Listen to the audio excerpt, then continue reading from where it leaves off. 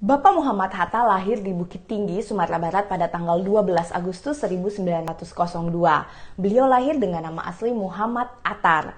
Namun, waktu kecilnya beliau tidak bisa memanggil namanya sendiri Attar. Beliau lebih sering memanggil dirinya dengan nama Hatta. Nah, akhirnya sampai sekarang kita mengenal beliau dengan nama Muhammad Hatta. Beliau lahir dari pasangan Muhammad Jailani dan Siti Saleha. Ayahnya berasal dari Batu Hampar dekat Payakumbuh, Sumatera Barat, dan ibunya berasal dari Bukit Tinggi. Ayahnya merupakan seorang ulama dan ibunya adalah seorang pedagang.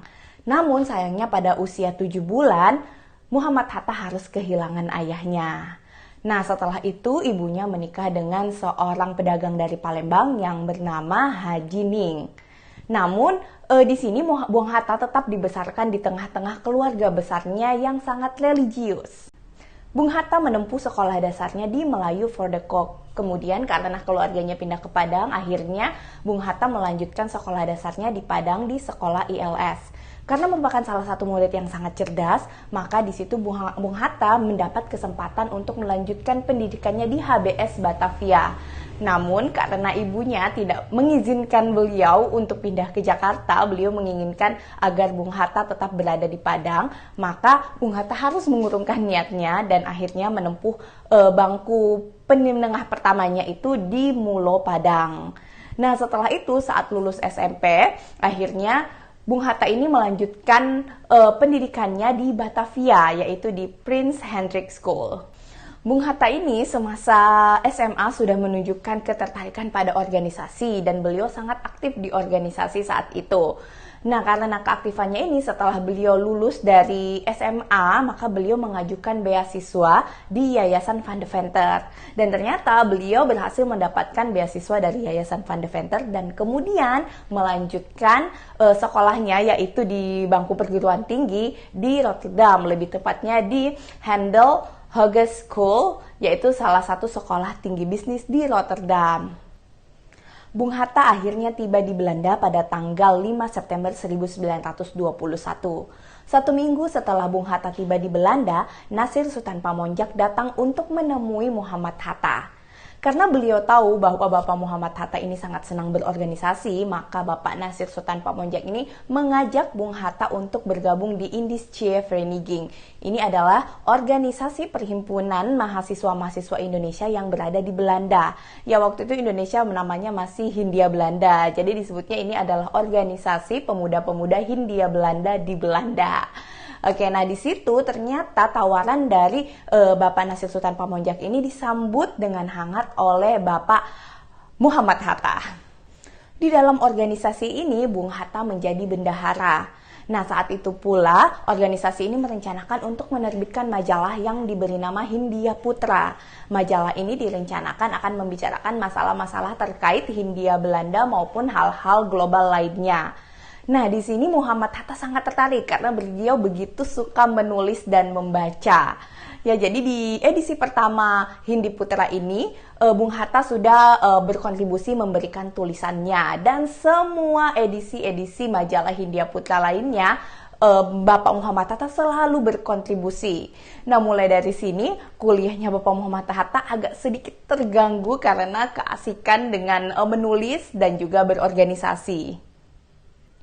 Namun demikian, pemikiran-pemikiran Hatta yang anti kolonial ini diakui oleh organisasi tersebut dan bahkan diakui di Hindia Belanda. Jadi dari situ nama Bapak Muhammad Hatta ini sudah mulai terkenal di Indonesia atau di Hindia Belanda saat itu ya, karena majalah Hindia Putra ini tidak ada hanya di Belanda tetapi juga disalurkan sampai ke Indonesia. Ya, dan kemudian di situ juga pemerintah Belanda mengakui bahwa majalah tersebut merupakan majalah yang sangat berbobot ya tulisannya. Nah, kemudian pada tahun 1924 Indische Vereniging ini berganti nama menjadi Indonesische Vereniging. Dan di situ pula Muhammad Hatta akhirnya ditunjuk menjadi ketua dari organisasi ini.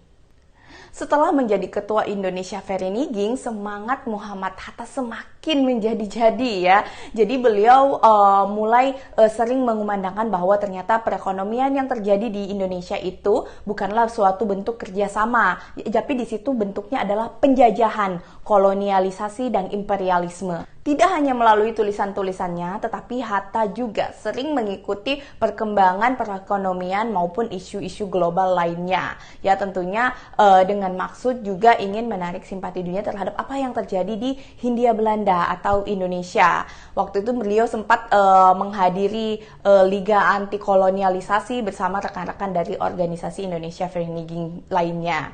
Nah, setelah menghadiri liga tersebut, akhirnya Muhammad Hatta dan beberapa rekannya ditangkap oleh Belanda karena dianggap memberikan pengaruh terlalu kuat untuk menentang pemerintah Belanda di Hindia Belanda. Penangkapan tersebut terjadi pada 23 September 1927. Nah, kemudian pada tanggal 9 Maret 1928 atau kurang lebih 5 bulan setelah penangkapan, maka Muhammad Hatta diajukan ke pengadilan dan dipersilakan untuk melakukan pembelaan. Saat melakukan pembelaan, Muhammad Hatta menolak untuk didampingi oleh pengacara. Beliau ingin melakukan pembelaan terhadap dirinya sendiri. Pembelaan Muhammad Hatta ini dilakukan selama 3,5 jam, ya pidato 3,5 jam yang mengupas habis-habisan bagaimana pemerintah Belanda di Hindia Belanda telah melakukan eksploitasi besar-besaran terhadap Indonesia, sumber daya maupun masyarakat Indonesia sendiri, dan itu sama sekali tidak dapat disebut kerjasama. Pidato pembelaan Muhammad Hatta ini dikenal dengan nama Indonesia Merdeka. Oke, dan ternyata pidato pembelaan Muhammad Hatta ini membuahkan hasil karena akhirnya Muhammad Hatta dan teman-temannya dibebaskan oleh pemerintah Belanda. Setelah bebas, Muhammad Hatta meneruskan kegiatan-kegiatan politik dan organisasinya. Namun pada 1931, Muhammad Hatta memilih untuk mengundurkan diri dari Indonesia Vereniging. Ya, nah di situ Indonesia Vereniging sudah mengganti nama menjadi Perhimpunan Indonesia atau yang dikenal dengan nama PI. Alasan beliau mengundurkan diri adalah beliau ingin segera mungkin menyelesaikan kuliahnya dan kembali ke Indonesia untuk memperjuangkan kemerdekaan Indonesia. Namun sayang sekali Perhimpunan Indonesia ini sepeninggalan Bung Hatta harus jatuh ke tangan komunis. Ya, karena banyaknya pengaruh dari komunis Belanda dan juga komunis Moskow. Jadi organisasi Perhimpunan Indonesia ini dianggap sebagai organisasi yang cukup kuat. Jadi komunis dari negara lain mau mencoba untuk mempengaruhi organisasi ini. Ya, dan akhirnya ternyata berhasil. PI menjadi organisasi komunis sepeninggalan Bung Hatta. Di situ Bung Hatta mengkritik habis-habisan Perhimpunan Indonesia tersebut. Sementara itu pada tahun 1927 di Indonesia, Bapak Soekarno mendirikan sebuah organisasi yang memiliki visi yang sama dengan Bapak Muhammad Hatta, yaitu keinginan untuk mencapai Indonesia merdeka. Ya, organisasi itu bernama Partai Nasional Indonesia atau PNI.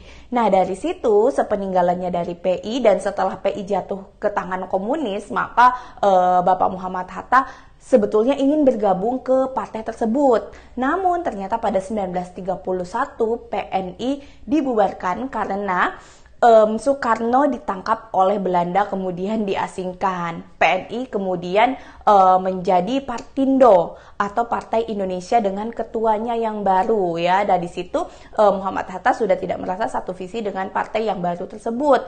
Kemudian Muhammad Hatta, kemudian Sultan Syahir dan para pengikut-pengikut Muhammad Hatta mendirikan partai yang baru yang masih dengan semangat yang sama dengan Perhimpunan Indonesia di awal dan semangat yang sama dengan PNI yang dibentuk oleh Soekarno. Maka beliau memberi nama organisasi yang dibentuknya tersebut dengan nama PNI Baru. Organisasi ini sangat mendorong Bapak Muhammad Hatta dan Sultan Syahir untuk benar-benar memperjuangkan kemerdekaan Indonesia. Ya, maka di situ untuk mempersiapkan perjuangan tersebut, akhirnya Muhammad Hatta memilih untuk berkonsentrasi sesegera mungkin menyelesaikan pendidikannya dan meminta Sultan Syahrir untuk lebih dulu ke Indonesia untuk memimpin organisasi tersebut di Indonesia. Ya, jadi perjanjiannya waktu itu Sultan Syahrir duluan ke Indonesia, kemudian Bapak Muhammad Hatta menyelesaikan pendidikannya, baru setelah itu Bapak Muhammad Hatta ke Indonesia dan Sultan Syahrir ke Belanda untuk menyelesaikan pendidikannya. Ya, akhirnya saat itu Bapak Sultan Syahrir pun pergi ke Indonesia, kembali ke Indonesia untuk memimpin PNI baru, dan Bapak Muhammad Hatta pun berkonsentrasi untuk sesegera mungkin menyelesaikan pendidikannya. Pada 1932, akhirnya Bung Hatta berhasil menyelesaikan pendidikannya dan akhirnya pulang ke Indonesia. Ya, di sana beliau meneruskan pergerakannya melalui organisasi PNI baru bersama dengan Sultan Syahrir. Nah, namun pada 1934 karena dianggap berbahaya oleh pemerintah Belanda, organisasi PNI baru ini dianggap sangat berbahaya karena mendorong terjadinya Indonesia merdeka, maka mereka ditangkap dan diasingkan oleh pemerintah Belanda ke Bovendigul, yaitu salah satu daerah di Papua. Karena itu akhirnya Sultan Syahrir sendiri tidak kembali lagi ke Belanda untuk melanjutkan kuliahnya ya. Nah, sesampainya di Bovendigul beberapa saat kemudian beliau dipindahkan lagi ke Banda Neira, masih satu daerah di Papua. Nah, walaupun beliau diasingkan baik saat di Bovendigul maupun di Banda Neira, tetapi Bapak Muhammad itu masih selalu aktif menulis dan mengirim tulisan-tulisannya ke koran-koran di Jakarta ya. Jadi perjuangan kemerdekaannya Bapak Hatta tidak berhenti saat beliau diasingkan ya, dan di situ beliau juga melakukan banyak kegiatan-kegiatan positif seperti mengajarkan anak-anak di daerah tersebut, memberikan pengajaran mengenai bercocok tanam kepada tahanan-tahanan politik lainnya, dan juga banyak kegiatan-kegiatan positif lain yang tetap dilakukan Bapak Hatta selama di pengasingan. Oke, kemudian pada tahun 1941 terjadi sesuatu yang menggemparkan dunia dan juga mempengaruhi Indonesia, yaitu menangnya Jepang atas Sekutu. Ya, di situ Belanda yang merupakan bagian dari Sekutu mulai merasa khawatir ya, posisinya mulai terancam. Jadi para tahanan-tahanan politik yang berada di Banda Neira tersebut, Belanda takut kalau Jepang datang ke situ untuk mempengaruhi para tahanan-tahanan politik. Jadi supaya lebih dekat dengan pemerintah Belanda, maka para tahanan politik dari Banda Neira ini kemudian dipindahkan ke Sukabumi. Nah, akhirnya pada tahun 1942 Jepang akhirnya tiba ke Indonesia untuk mengambil alih Indonesia sebagai akibat dari menangnya Jepang atas Sekutu, sehingga daerah-daerah jajahan Sekutu diambil alih oleh Jepang termasuk Indonesia. Ya, dan kemudian pada saat sampai di Indonesia tahun 1942 itu Jepang membebaskan semua tahanan politik yang ditahan oleh Belanda. Ya, di situ tujuan Jepang adalah untuk mengkomunikasikan kerjasama antara Jepang dengan Indonesia. Nah, di situ akhirnya Muhammad Hatta dan beberapa politikus-politikus Indonesia lainnya yang berpengaruh yang saat itu sempat diasingkan oleh Belanda bertemu dengan Mayor Jenderal Harada. Ya, saat itu beliau memimpin transisi pemerintahan di Indonesia ya. Nah, di situ Muhammad Hatta sendiri ditawarkan jabatan yang strategis di pemerintahan Jepang di Indonesia. Namun saat itu Muhammad Hatta menolak hal tersebut.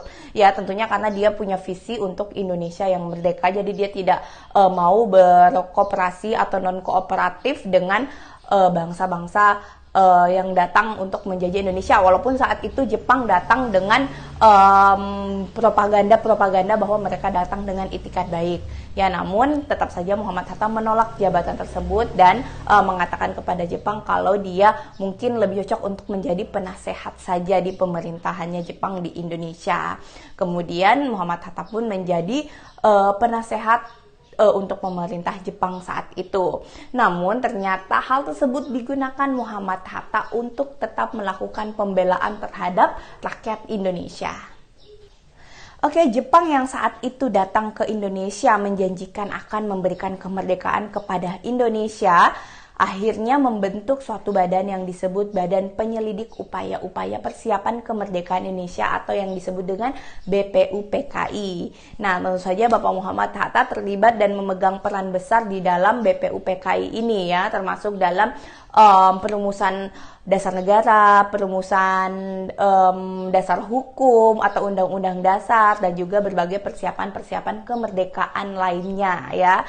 Nah, kemerdekaan Indonesia yang sebenarnya dijanjikan oleh Jepang pada akhir Agustus akhirnya berhasil dipercepat menjadi 17 Agustus ya. Karena saat itu Jepang ternyata kalah terhadap sekutu lagi ya. Akhirnya Jepang harus nanti memberikan kembali Indonesia kepada sekutu. Tetapi karena bangsa Indonesia saat itu benar-benar sudah ingin merdeka, maka kekosongan kekuasaan yang terjadi saat itu dimanfaatkan untuk memproklamasikan kemerdekaan ya. Akhirnya pada 17 Agustus Insinyur Soekarno didampingi oleh Bung Hatta memproklamasikan kemerdekaan Indonesia. Kemudian pada 18 Agustus 1945 Bapak Muhammad Hatta diangkat menjadi Wakil Presiden Indonesia. Oke, jadi ada satu hal yang menarik dari Bung Hatta ini ya, bahwa beliau itu berjanji tidak akan menikah sebelum Indonesia merdeka. Dan ternyata hal tersebut betul-betul dibuktikan oleh Bung Hatta. Beliau baru menikah pada tanggal 18 November 1945 dengan Ibu Rahmi di Bogor. Nah, namun teman-teman, walaupun kita sudah merdeka saat itu, ternyata perjuangan Bung Hatta belum selesai sampai di situ. Karena pada 1946 Belanda datang kembali ke Indonesia karena tidak mau mengakui kemerdekaan Indonesia dan merasa bahwa Indonesia sebenarnya masih di bawah kekuasaan Belanda karena saat itu Jepang kalah terhadap sekutu dan semestinya terjadi peralihan kekuasaan dan Belanda menginginkan Indonesia kembali ya.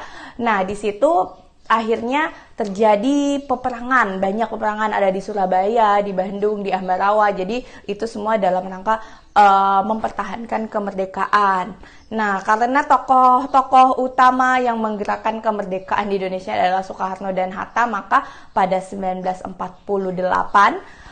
Belanda kembali menangkap Soekarno-Hatta dan diasingkan ke Pulau Bangka. Kemudian pada tahun 1949 diadakanlah KMB atau Konferensi Meja Bundar yang menghasilkan kesepakatan bahwa Indonesia dan Belanda akan bekerja sama membentuk pemerintahan Belanda yang diketuai oleh Belanda sendiri. Nah, di situ Indonesia demi mempertahankan kemerdekaannya maka menyetujui hasil KMB tersebut. Ya, dan kemudian akhirnya pada 1949 tersebut Soekarno dan Hatta dibebaskan dari Pulau Bangka dan kemudian Soekarno diangkat menjadi presiden dan Bung Hatta sendiri diangkat menjadi Perdana Menteri Republik Indonesia Serikat. Kemudian Republik Indonesia Serikat ini tidak bertahan lama ya, akhirnya bubar pada 1950 karena Belanda banyak mendapat tekanan dari bangsa Indonesia sendiri dan juga dari pihak-pihak internasional ya yang sudah tidak menginginkan lagi adanya penjajahan di dunia. Oke, akhirnya karena itu Belanda pun angkat kaki dari Indonesia dan kemudian keutuhan NKRI pun kembali. Kemudian di situ juga Soekarno kembali menjadi presiden Indonesia dan Muhammad Hatta menjadi wakil presiden Indonesia kembali. Nah, sepanjang itu akhirnya Soekarno-Hatta bersama-sama menjadi presiden dan wakil presiden dan menjalankan pemerintahan di Indonesia. Ya, namun pada tahun 1955 akhirnya Muhammad Hatta mengajukan pengunduran diri dari jabatannya yaitu wakil presiden Republik Indonesia. Beliau mengajukan ke DPR. Ya, namun karena DPR tidak menyetujui hal tersebut, akhirnya DPR hanya mendiamkan surat dari Bapak Muhammad Hatta tersebut ya. Bung Hatta sendiri memiliki alasan bahwa di dalam sistem pemerintahan parlementer keberadaan presiden hanyalah sebagai simbol sehingga keberadaan wakil presiden sebenarnya tidak begitu diperlukan. Itu alasan yang diberikan Bung Hatta pada surat pengunduran dirinya ya. Nah, kemudian karena tidak ada tanggapan dari DPR maka pada 1956 Hatta mengirimkan kembali surat ke DPR untuk mengundurkan diri dari jabatannya.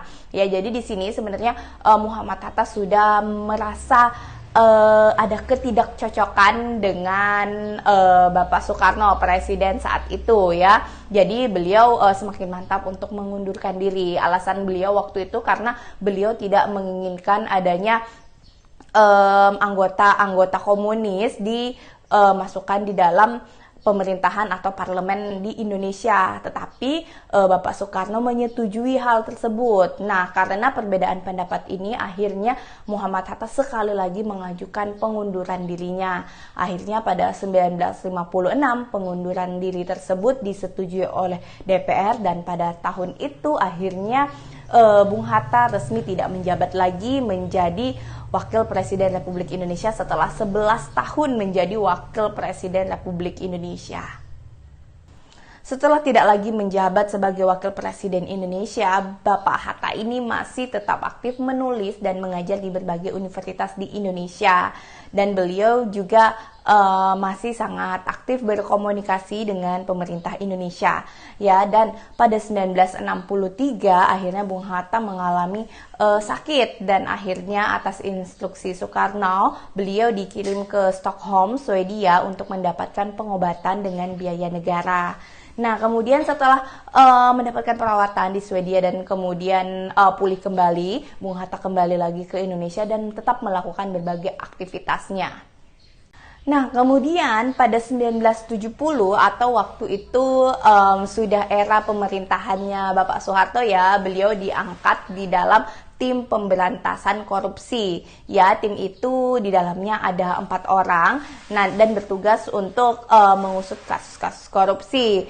Ya, namun ternyata secara tiba-tiba tim tersebut dibubarkan oleh Bapak Soeharto saat itu, dan hanya diminta untuk mengusut 2 kasus korupsi terakhir dan tidak mengusut lagi kasus-kasus korupsi yang lainnya. Oke, peran lain Bapak Muhammad Hatta setelah beliau turun dari jabatannya sebagai wakil presiden adalah yaitu pada tahun 1975 beliau juga pernah diangkat sebagai ketua di Panitia 5 oleh Presiden Soeharto, yang mana Panitia 5 ini mempunyai tugas untuk membentuk tafsiran-tafsiran yang lebih detail mengenai Pancasila ya, berhubung beliau adalah salah satu orang yang berperan sangat besar pada saat dasar negara ini dibentuk, maka Presiden Soeharto saat itu memilih beliau untuk mengetuai panitia ini. Nah, pada tahun 1979 kesehatan dari Bapak Muhammad Hatta ini sudah mulai sangat-sangat menurun ya teman-teman, sehingga akhirnya pada tahun 1980, tepatnya pada tanggal 14 Maret 1980, beliau akhirnya menghembuskan nafas yang terakhir di Rumah Sakit Cipto Mangunkusumo ya. Nah, sepeninggalan beliau juga mendapatkan banyak gelar, yaitu sebagai Bapak Koperasi Indonesia, kemudian tentunya sebagai pahlawan nasional, kemudian sebagai pahlawan proklamator bersama dengan Bapak Insinyur Soekarno. Oke ya teman-teman, jadi itu tadi kira-kira biografi singkat Bapak Muhammad Hatta dari beliau lahir sampai akhirnya menghembuskan nafas yang terakhir ya teman-teman. Nah, di sini semoga teman-teman bisa mengambil banyak pelajaran dari pelajaran hidup Bung Hatta ini, dan tentunya teman-teman jangan lupa kalau memang video ini teman-teman rasa bermanfaat, mohon di subscribe, like, share, dan mungkin teman-teman boleh komen di kolom komentar kira-kira teman-teman mau kita bahas apa lagi, dan juga mungkin teman-teman boleh tambahkan lagi kalau teman-teman mungkin tahu cerita-cerita lain yang menarik mengenai Bapak Muhammad Hatta ini. Silahkan tinggalkan di kolom komentar, kita bisa diskusi-diskusi bersama-sama. Oke ya teman-teman, terima kasih karena sudah mampir di channel ini, semoga bermanfaat dan terima kasih. Wassalamualaikum warahmatullahi wabarakatuh.